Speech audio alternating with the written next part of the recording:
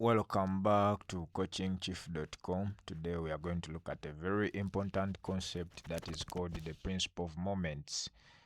Those who have watched my previous videos, you've seen the tack, the couple, you've seen the moment of a force, you've seen what center of gravity is.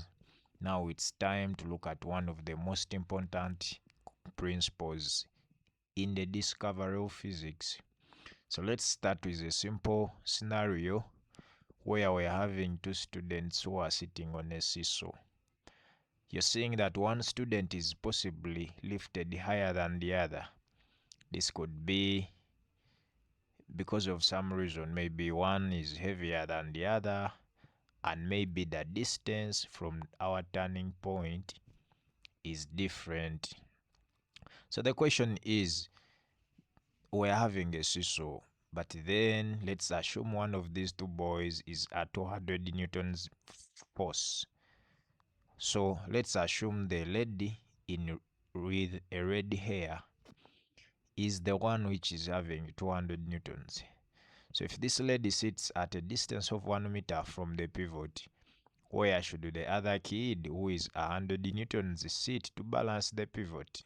Yes, this is our pivot. So this is the turning point. So if this guy here is weighing 200 newtons and this guy here is weighing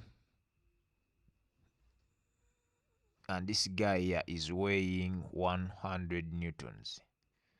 So by simple logic, this distance here will have to be 1 meter from our turning point, and then this distance here will have to be 2 meters from our turning point, such that the 200 times 1 will equal to the 2 times 100.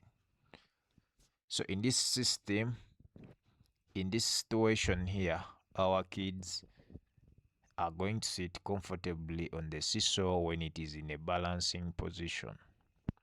The other 200 times a distance of 1, this would be equal to 200. So the other person who is having a weight of 100, he will have to sit a distance which is twice, so that we are having these moments balanced.